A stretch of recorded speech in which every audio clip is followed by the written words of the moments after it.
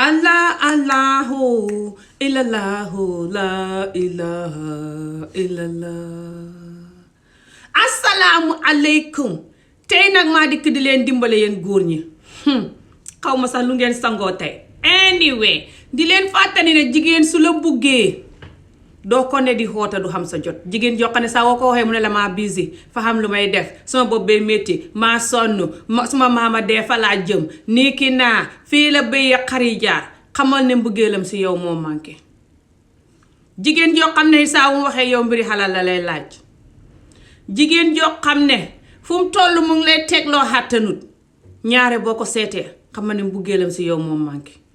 xam naa ne jigéen ñu bari na fi mu ne gëmatuñ góor ñi moo waral mbugeel yu manqué waaye you know yàlla baax na nañ leen ñaan de. Allah Allahu illallahu la ilaha. This is you. You better lower your mother effing tone when you're talking to me. Okay. This is you. You better shut the fuck up. Hey, how are you? My name is Amy, and I just feel like talking to you today. I know how it feels to feel like no one is around you. Even though you have a lot of people around you, you sometimes feel like you have no one around you because they just cannot get you. Or you have so many things in your heart that you cannot talk to them about. I know how it feels to feel left out, to feel incomplete, to feel broken, feel misunderstood, feel like this world is just not for you, or you're just here to suffer.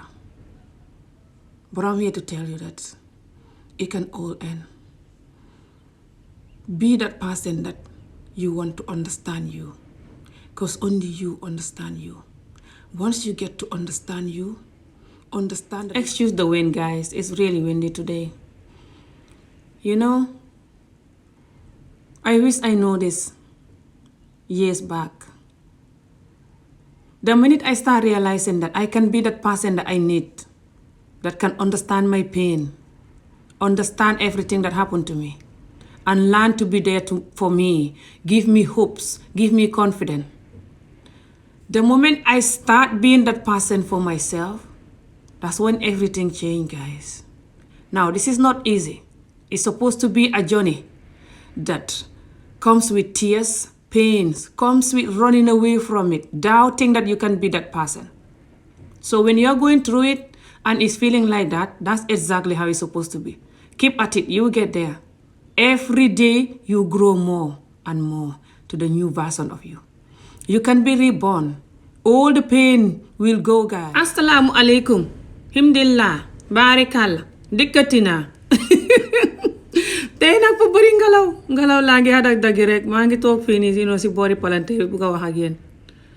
Tey de maa bugg a wax rek li ma doon wax si hàngale mooy ne àdduna yéen nii soo ko dundee dafay naqadi parce que ngay foog ne yow kenn rek yaa ne si àdduna si koo xam ne yaa sonn wala yow kenn yaa ne si àdduna si koo xam ne métit bi la dal kenn faalehu ko wala yow daal xamoo ku la fa nekkal wala xamoo koo xam ne xam na métit wi nga dal yëg na ko waaye yéen nii ni ñuy mën a def rek mooy ñun suñ bopp ñu nekk nit ko nekk nit nga xam ne ñun ñoo xam métit wi ñu dal ñun ñoo ko yëg parce que nit ki lu nga dund li ñu xolof njaay mu ne li muy saf ku ko macc rek ko xam xamut yow lu la nit di mën a yëgee ba yëg ko comme yow ni nga ko yëgee dëgg la xam ne ñoo xam ne danañuy xam saas nag ñu xam nit ku leen di yëg liñ dund dimbale leen waaye soo ko xamut nekk the one and only code that Africans use.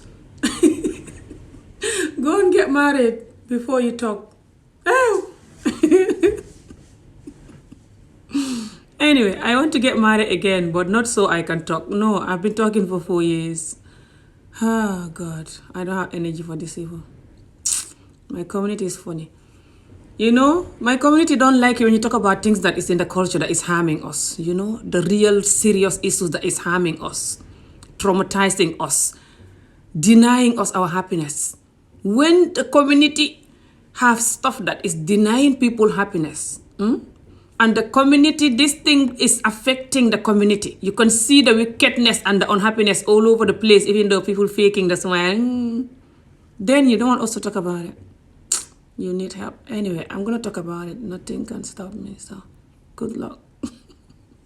Hey, Abe Nyadi. Just feel like sending this Mandinka message, affirmations, and just appreciating ourselves. Sometimes dunya is not easy. Na taran to ka try like a mo betoti. I don't. Sometimes we feel like more control useless. Warante mamu soto min control understand. So surtout na taran tol ye fen soto le mi yalon ko wole ben tol la mine fengo mi yalon tol ya balule warante life experience certain life experience mi yalon ko tol ya lonne ko mamu soto mi ya understand no mimbe tarala je pour ntol drone ne ka taraje molye sometime, but we don't have what we really deserve. Sometimes it can really drain you. So I just want to say, Natara, you are feeling like that. Try a step back. Ye fan look after. Natara ka mul over makoy le adu mul buke makoy. Try ye fan makoy. Ye would energy ya bring back to yourself. Ye fan appreciate fanang. Ye understand that when you surrender to life, you choose to be happy. People are not gonna get it. Do not feel guilty. Stay happy. Understand that now you surrender to life. You ready to receive life and be happy and appreciate life. Hello. Assalamu alaikum. Alhamdulillah. Guys, lafta diyamula be about jealousy. Ngalo ne niye mo kanu sometimes for ye jealous. But jealousy. To be honest, I'm jealous. I don't know why I'm talking about this. But it's not like I'm jealous. I mean, until I feel like and stuff, and I'm just like, yeah, I'm not jealous. I'm not saying that. But sometimes, it's very damaging. Keo na niya soto ate funtila. Muso fana niya soto ate funtila.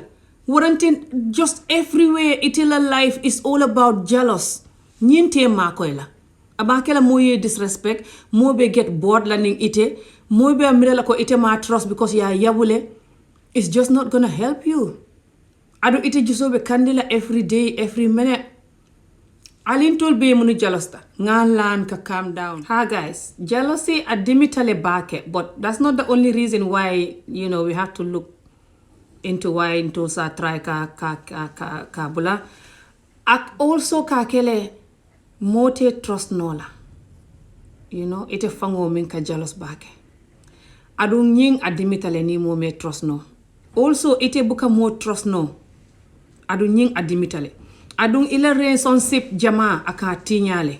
Either love relationship, family relationship, friendship relationship aka bele tinya.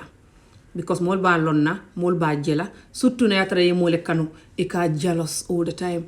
It's always kelo akademile. Pur ite fango min jealous. Akademi ite ya katambi nyimo ika min jealous. Because ite le ba mari call all the time. Kata suto ite si no la. Kata doku ile mind to relax no la. So ali nga jealousy bula please. Ngalon ko was meant to be. Imi. Achu no dala. Andi pulambe mojali. Wata no dan kadi halalang ayidilang. Anko Africa wonda. Africa hebi jiube labada jiube sukabe ben labad moja. Fi honno anodda lang ala mbudi mo sodda credit ko nodda lang ko ala dum. Nodda lang hala lang nyande kala nyande I love you mi yidima. No ayidali la anka suka labado non yahudabba suka goroje maben ayidali la afala arde Angleterre do mi fetali anani wata noddan hande kadi hala lang ayidi lang anda horema asikki min lam fetu ya dabba lawol ma Mom, can I have 10 pence with Spotify Premium? Spotify Premium? What's that? It's Spotify, but it doesn't have any adverts. The Spotify music? Yeah. I have that. It's free. Yeah, but you have adverts when you don't pay for it. So? You don't want advert? No, I don't, and I want to be able to download the song, so... I don't have money for that. What the hell? It's £10 for just no advert? Yeah. Aywa! You're born in the wrong house. You should be born in the Queen Palace. It's only 10. You know, Fatu, you have no manners. I told you don't ask me money unnecessarily in this house. I don't have money. Is your mother not married? They just get married now. Just like your mother, if she's married, that is. You just stay in the marriage now, hoping and praying the man is not abusive man. Like these men that I'm condemning that love children and hate women, like to trouble them, like to marry them young instead of leaving them for their sons, and like to put the women to FGM unnecessarily because of their wickedness in the name of Allah and tradition, when they actually not even doing half of what Allah tell them. Not to mention the old, healthy, good tradition that we are trying to copy. The tradition have a lot of good things that is buried under the ground, like not cheating, not treating your wife differently, don't treat them the same, treat your children the same, tell the truth. Nabiki bembe halayo. Ngi kulal ngal be halay kana ming mi halay begonga yo. Anyway, so the Arab people, they also do child marriages. They force their children to marry underage, or just force them, choke them to marry somebody they don't love, but they're not talking about it in the media.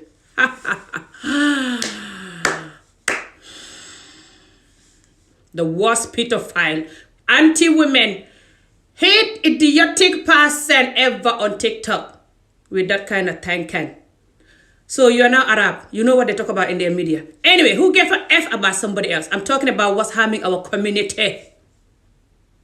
Especially the stuff that I experience. How dare you find that bad right? Idiotic bembe halaiwo. Hey. Anyway, that's not how to even spell lying. You're telling me to lie down, like I'm lying down. Lying as an I'm lying is just L-Y. Your garama like mine. Nabiki bembe wo lay yo. Kono minka di mihalay. Mihala na begonga. Mi wo lay begonga yo.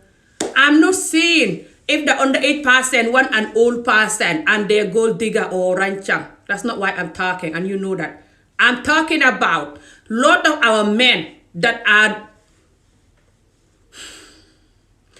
too old and love to marry young people. People that are not even 18 years old. Some of them not even 15 or 16. Okay? People that their sons should marry. They marry those people. Sometimes they become even enemy with their own children because of this. Fighting for the younger people. Fighting with their children to grab the young people. You know exactly that's what I'm talking about. Or people that have a lot of children that they cannot look after and forcing them to marry people. So, find the baraja. Na pikin bembe.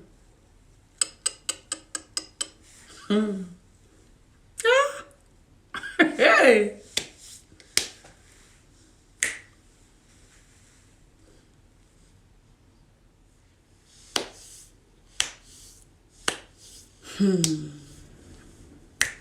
Never seen such a community in my life.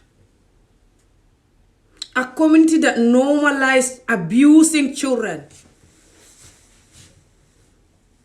Assalamu alaikum musibbe fulbe beng. Hande, mi fala halde. Young order understand ko mi woni halde ko. Because dung, o hebay hani ha Guinea, Cote d'Ivoire, o hebay everywhere. De balde, lang halay non yo yimbe ben accu. Tiggugol jiyoɓe annduɗa ɓe yiɗali ɓe andu jiyoɓe annduɗa ko ɓe waɗi fandu jiyoɓe ɓe jonna ɓe paa ɓe jonna ɓe worɓe ɓe annduɗa ɓe yiɗali ɓe waɗa destroy life maɓɓe ɓe jetta jiyoɓen kadi ɓe waɗa ɓe FGM ɓe taƴa duma maɓɓe on ɗum mojjali Afrique ko waɗay abuse jiwɓe ɓen suka jiwɓe ɓen ko ɗum waɗi onon on heɓata debbo mo annduɗa mo woni kind happy laughing debbo because on tampinay debbo maɓɓe ɓen ɓe pare ɗum wona fiya ko rewɓe ɓen acce ɗum Afrique please ɗum mo jali dara Afrique accu. Assalamu alaikum baɗigol bin natale pour mo yediyamo about wickedness wickedness min ɓe community nesara ite kule balu community mi yalon ko even though you don't like it ite man lafi ka diyamo modo a wulita ka diyamo it's not like Allah fitale ka diyamo It's because aman la fi woye continue pour dindin dol mi yalon ko they don't have voice to go through it. Ntol jama ntole wole balu ñun community mi yalon man la fi wala because the older ones itol buka diamu no imang hani ka diamu no. So nintol ya risk it all now ka diamu to save the younger generation. Ni ite ma fengo fen soto yemin fo. Bari ni ite ko nying tinga kele bari abete yata I like it. Fine. Well done. Moye mare on the age moye forcé kewomi iman la fi wala yelu you love it. Well done. Moye samba nyaka you love it. Well done. It's good for you fine, but not for everyone. Yeah. So, exactly. Perfect. Just the perfect word for it. God bless you. That's exactly what he said. Yeah. The perfect word for it. God will bless you. Wow. dikkati naa màggat yu bugg gune yi nga xam ne ku leen wax ne baleen takkam gune ñu takka xare taxaw dal di indi yàlla ja sëpp jéggal leen nit ñi melu leen noon si yàlla ji xaaju leen a mel noon si yàlla ji li leen yàlla wax bëri na du ngeen koy def genn wàllam sax du ngeen koy def dallu leen nit ñi xam ne seen jikko fim ne waaw nit ñi nag suñ jógee di wax du ne nit ñi fañ leen yeb moo tax de soo kool yeb mi no it's just nit ñi fañ yërëm gune yu ndaw yi nga xam ne ñooy continuer ci lii ngeen di leen forcer jëkkër juñ buggut di xam jóori doom yi ngeen mënta xamee di sànni gune yi fu ne ngeen sànni gune yi gune yi ngeen di toroxal moom la nit ñi sonn yàlla ji nag saa wu leen neexee ngeen yëkkati ko ràngoo ko taxaw su leen neexee ngeen summi ko sëpp fële sànni ko fële def la leen neex def feteeg jàpp julli nit ñi xam nañ seen jikko fi mu ne ngeen di dallu rek jàmm xam ba leen gune yi ngeen di forcer di leen may jëkkër juñ buggut su ngeen ko defut who the hell are you and who are you correcting? You correct your entire generation first.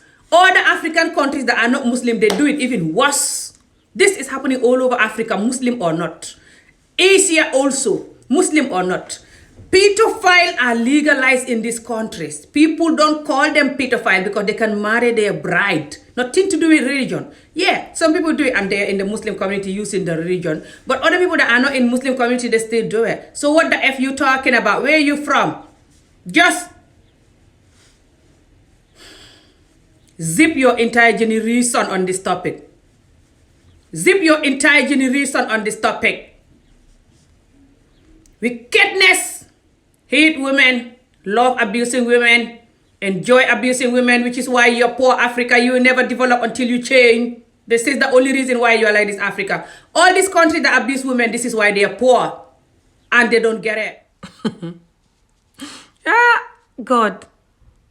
Hey, Allah. When you come from a pedophile community, there's no peace for you. Ow! God. Adi, what happened? I want to eat McDonald's. Adi, stay away from me. I'm trying to exercise. Bah. Please, can I have McDonald's, Mom? Adi, I'm trying to exercise. You're not going to have McDonald's. Bah. I need it. Their fries taste good. Please, Mom. Adi, it's not healthy. Do you not see me trying to exercise here? You should be exercising. I want it. All my friends get McDonald's. Adi, if I stop my exercise here, billahi wallahi, Adi, if you make me stop my exercise.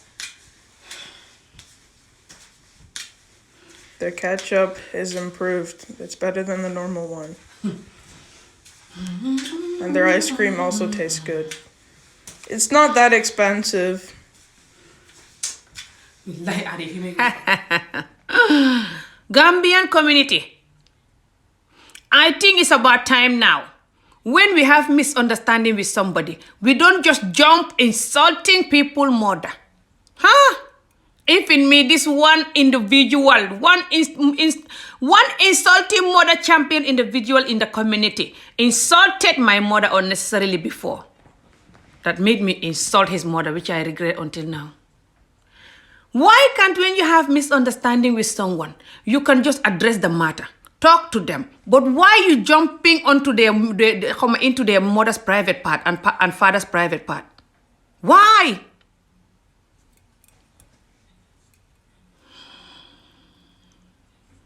Insane. It's not worth it. We are all one people. Gambia is so small. Don't make people insult you back and they're going to regret it. Please, guys, enough. I make no sense. Your entire generation don't make sense, mate. Look at your profile. Yes. And even right now, I'm lying down here, I made sense. I'm trying to reduce my fat tummy. So I'm always... Nga defak sa sakara yalla wi ni teen. Sa sakara yalla wi ci ron nga xane géej ak Banjul gi yëpp mën na cee xaw. Yow fañ lay waaja robi de. Yow ku la fekk moo taxit ma jël sa vidéo boobu noonu di la xaqataay. Ku la fekk nga ne jawweral ci sa vidéo yooyu ne ngay jàng xar Quran noo mën doo yaan. Sa maas yi billahi wallahi tallahi seen xar Quran gi fay tax nit ñi génn ci xar Quran gi subhanallah. Parce que ngeen a naafeq te soxot te sibbutu bañ robi leen ba nga xam ne yow ku la fekk nga ne fekk kee wara sa vidéo yi léegi sa sàkkare yàlla wi ni teen bu màbb naan yaa ngay jàng xar Quran ba pare man ma ne fi di wax gune yi ñuy gaaw a maye ak jigéen ñi ñuy xarafal di leen toroxal buñ duxee gune nga fellenk naan man xaw ma li may wax ak I don't make sense ak Sambate Gole Njaay xaw ma lu ma bindati sax robi nañ la de xamal sa bopp ci man nag ba lañ laa robi laa la wax dégg nga li ma lay wax naa la ko subhanallah.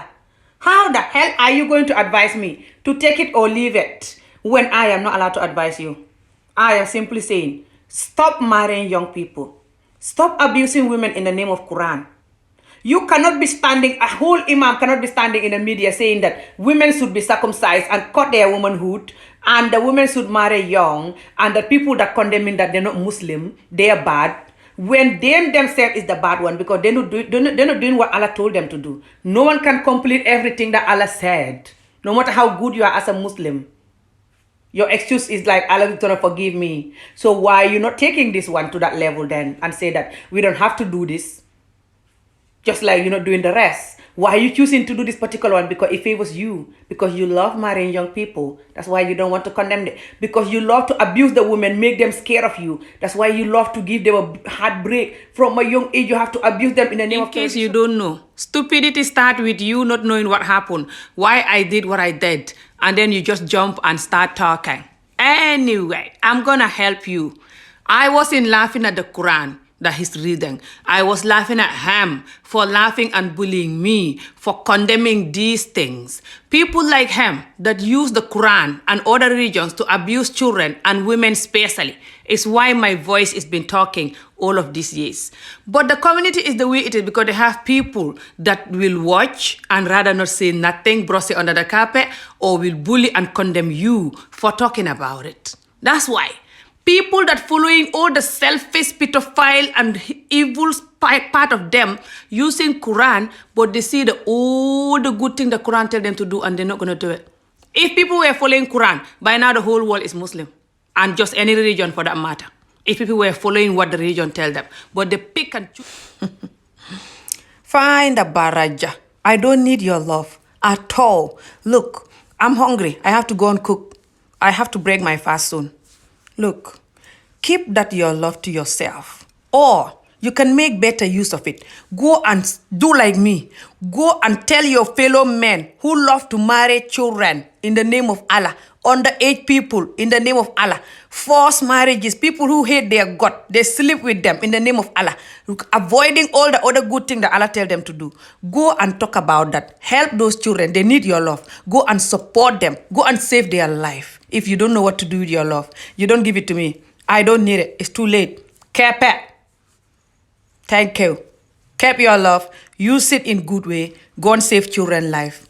That is the real love. That's what a real man should do. Not using Allah to blackmail people. Good luck. African comes to you to marry your daughter and you happen to be, for example, Caucasian or Asian, and he tells you, listen, I would like to get married to your daughter, for example. Look at his deen and his khuluq and see the interest of your child. Because in Islam, it is prohibited to force your child to marry whom they do not want to marry. It's a major sin. Major sin meaning you are going to encourage so many other sins as a result. So remember this.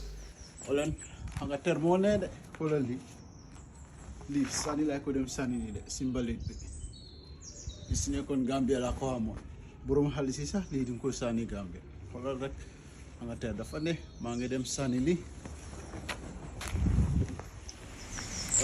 Broda sa message bi garaaw na de xëy na you don't mean it like the way you're saying it what sa message bi garaaw na de ñun ñëpp xam nañ ne sànni matres taxul ne bitim réew dafa neex yow sa bitim réew su neexee tam am na ñu bari ñoo xam ne seen bitim réew melul noonu te suñu xale yu dee si géej gi de war nañ leen a yërëm de broda please no hard feeling insane idiot.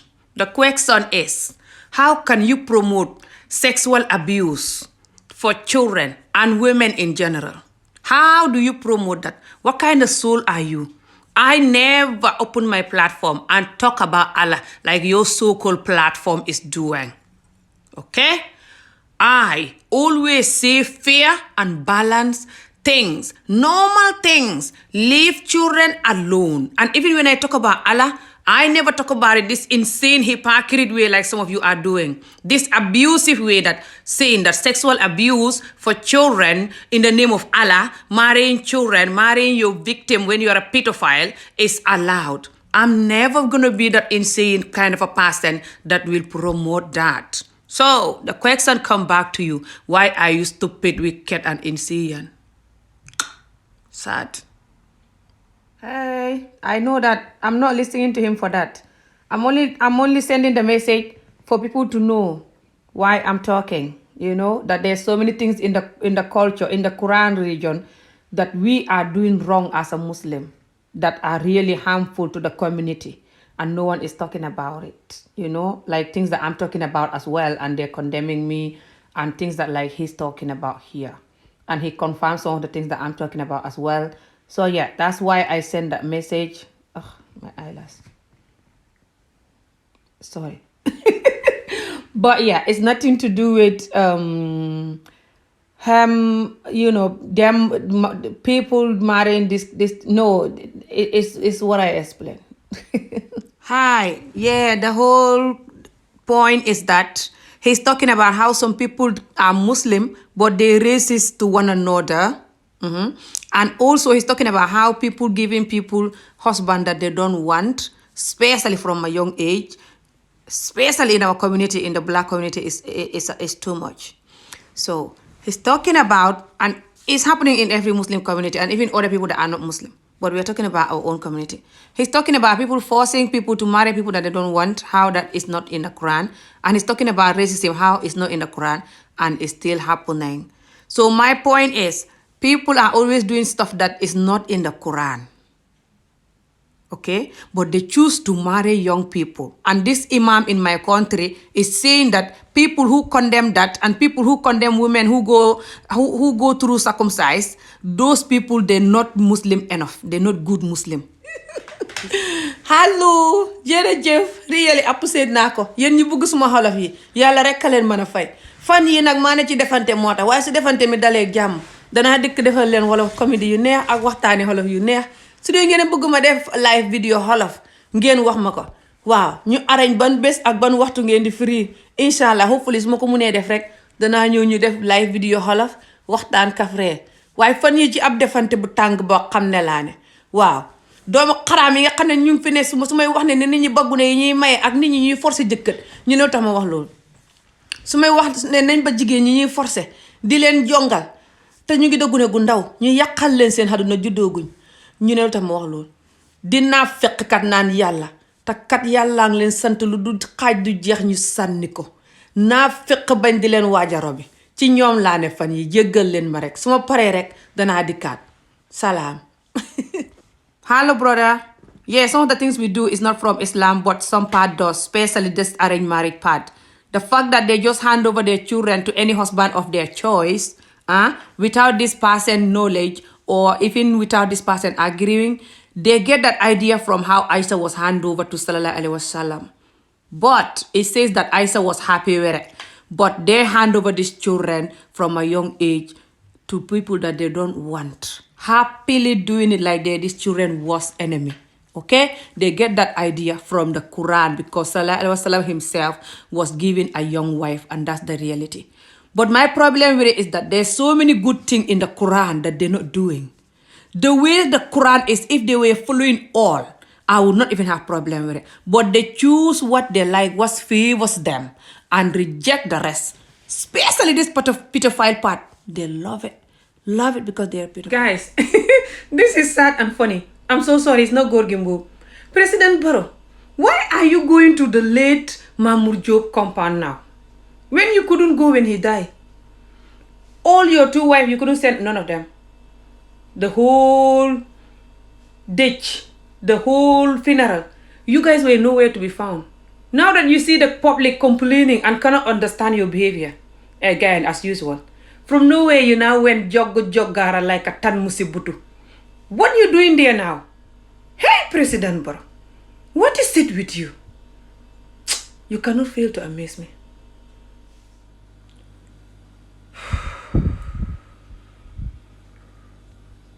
Never seen such a community. A community that always have an excuse for their insane behavior, their wickedness, even... No, this community. You know what? Me, I'm trying to sleep. I want to sleep, guys. Good night. Anyway, you guys and your grandmas like mine. No, you guys cannot kill me. Anyway, good night, guys. See you guys tomorrow, inshallah. Good night. Jesus Christ is the way and the truth and the life, not just today, but every day. His teachings and the message of his death and resurrection permeate through every aspect of daily life.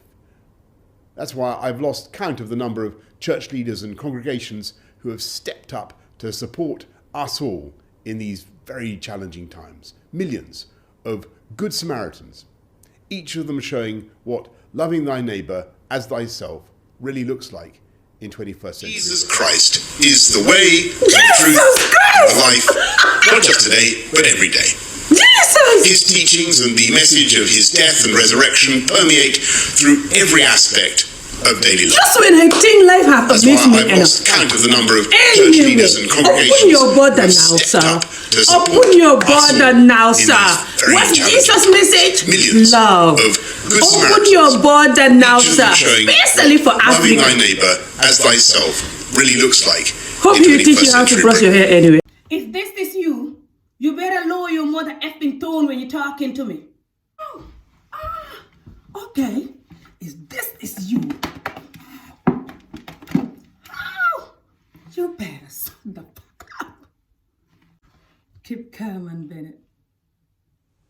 Wow, si loo ne? Jaama rek. Namoon naa la de. Moo di sa ñëwkat boo doo booleeg moom. Dégg ko mu naan lu nga ñëw lu bari na. Du Kéba dafa am seet kay. Na génnee xaalis bi rek. Man kay góor bu takka ñaareel du ma ko yërëm. Déggal mu naan yërëm ko stress baaxul si góor. Yow yaa naa feexa.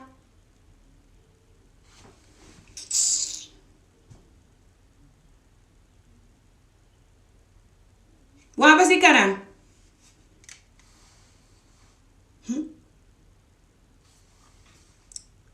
Dafa mel ni Fatou wax na dëgg de.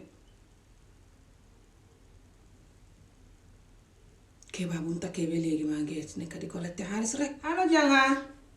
Naka? Déedéet. Man jëndatuma cuub yooyu noonu sax dama ko bëgg a bàyyi. Amuma xaalis boobu noonu Janga. Janga to be honest man dama bëgg a ñu wax sax. Waaw. Parce que yow daal dégga Janga. Man fight bii nii man ko join ak yow waaye dama bëgg a génn dama bëgg a bàyyi. Dama bëgg a surrender. Yow digga Janga. Kii xeex bu nga nekkaa sa jëkkër loolu nga ma dugal maa Kéba ñu nekk di ko def ma nekk di ko def Kéba all this time te feewut. Dafa nekk di ko stress depuis bu mu takkee seet ba léegi man koo sonal rek su ma la waxee dëgga. Te loolu du tax mu fase seetam bi te Kéba léegi dafa stress xam naa moo tax mu dem expliqué na ko xaritam bi. Waaw. Mari léegi la ma ko Mari doon wax xam naa ne soo gisee Mari di ma ko wax Kéba moo ko expliqué na jëkkëram parce que xaritam la. Déedéet déggal mu naan lu tax muy dem di wax loolu sa problème ak moom xaritam la nit yi it's not like that nekkul ne man sama friendship ak yow loolu laa bëgg a tudde dama decide Janga to be honest man suma beneen xarit bi sax wax na ma ko waaye man sax dama ko doon xalaat Janga bala mu ma koo wax bëgguma nekk si sëy bi di xeex every day is better ma bàyyi what's the point loolu du tax Kéba parce que ñaareelam bi waaw yow nu nga nekkee sa jëkkër di xeex at yi yëpp yi amatu leen jaama man bëgguma dundaloo to be honest man sa dama na ma am jaama ak Keba xale yi dañ ndaw te su nekk ne su ma tasee suma sëy bi xale yi naka la ñoo def man suma boppa naka lay def Keba dégga góoru baax la si man dégga la takk na ñaare waaye mu maa toppatoo mu ngi toppatoo jabaram te góoru baax la si man te daf ma dee muñal dafa am PSN duma dóor duma saaga man de dégga jànga dama bëgg ñu toog wax ma digal la su fekkee lu may digal man koy def ba léegi you are letting the entire humanity down, especially some of you that behave like this, especially on this app. Do you guys forget or do you not know that this app was made for children? It's now that they so-called change the name and say that you have to be over 18. They still have underage people here. How you guys telling women to turn around when they're dancing or when they're even just, having fun? You're like, turn around, shake your bum, let me see. Anyway, you have some women that come here to be naked, shake their bum, and do all of that to make you feel excited. And you also have women who know their worth and their value, and they have mission on this app. So please, understand that you're ready to ruin this earth. You're not made for that. You're not made for that. You are a man. You come to this world to love and protect, especially women who are your mothers and daughters. How dare Hello? Nko? Ndahandi bang? Kabrin kema ifudo siti hani sany man kairo soto. Watu ikafanya aketen. Nka dani kodola nka problem nati bunkono all the time, ka dani kodola every time. Nka problem nati aka kodo funtinde every time hani sany amanyi musobula. Sany tede hande ite min kake ike mata ala musobula la fana ala manyo. Say ite de kare soto nte fana te kare soto. I know you love me, but this is not working. Can't you see? Na kema bete yatele, even though I am muso soto a bete yatele. Matunga mutaje ron dindi ngole be mbulu. Ha? Ndine ni manyinje. Say ite de kare soto nte de kare soto la ado ito tele musol bulala.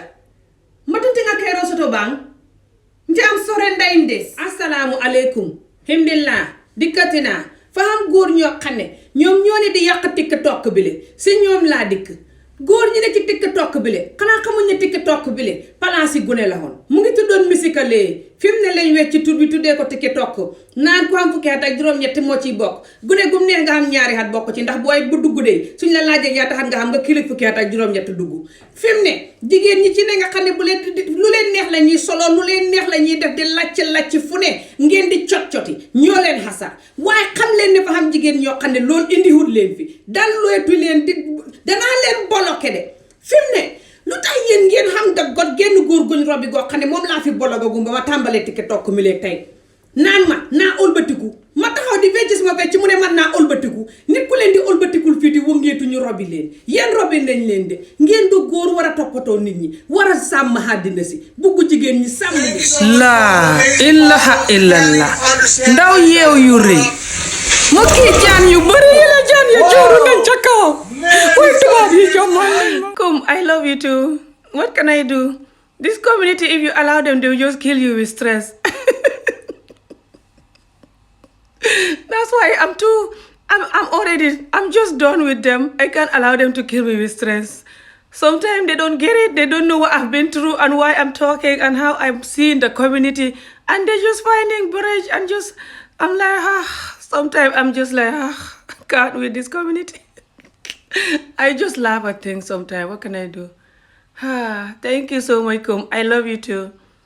You know you're my royal model there, especially the way you lose weight and everything. Too much oil on my face again. So yeah, I'm trying. This shirt was really tight, Kum, and look at it now. See? You're motivating people without even knowing. Bless you, Kum. Love you. Bye. See ya. Beautiful. Yes, I know it. Look, I have that bowl of fruit there and I'm fasting. I cannot eat it. Fasting for nothing. Just to lose weight, of course. I'm only allowed water until 7 o'clock. So, I've meditated this morning. That's why I come out happy, positive, doing positive videos. Do not start today with me, guys. I know exactly what I'm talking about. Leave that know it, seeing people live in it, seeing people die from it, seeing it ruin people, people going crazy because of it, turning into drugs and alcohol, turning into prostitution, stress, miserable as F from it, by it. All of these things I talk about, I know the damage of it, and I know where most of it is from. I know it. I completely know it. Know it very well. Know it just like you know it. I'm just brave, that's why I'm talking. And I'm caring enough to talk. Naan mburu bu fan dipp laa defar ba def ci blueberry tubaab yi le koko dee laa xamut ak banana ak pom boo ko farejoon ba jóor ko si fi ne rek gémmiñ jàpp la waaw waaye nag def naa ci blueberry tubaab yu bëla yooyu yu bëla yi fa neex de moo ko xala wecce nag couleur bi fi mu ne ba mu xala mel ni lo xonq fi mu ne naan mburu fa fan dipp ta neex nag waaw xaraw li ma ci defa bëri nag ndax maa xiif te ëppal xaraw lee xala bëri ba mu fat ndipp de ba mu xala diis de waaye su ma yoon a ci néew noonu laa koy lekkee bismillah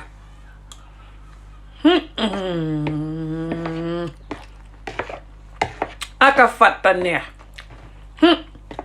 jéggal leen ma seen xel dana si ne de jéggal leen ma ba beneen yoon bool bi ma koy lekkee nag man jéggal leen ma bool bi ma ko defaree rek laa koy lekkee su ma yoon a ci néew aka nooy ta neex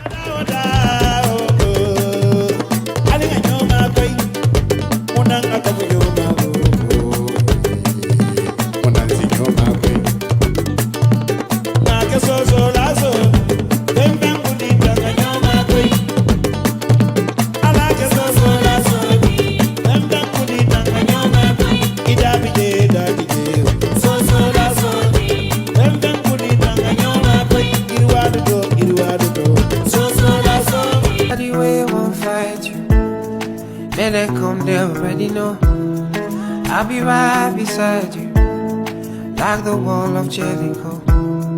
They don't know, they don't know, they don't know.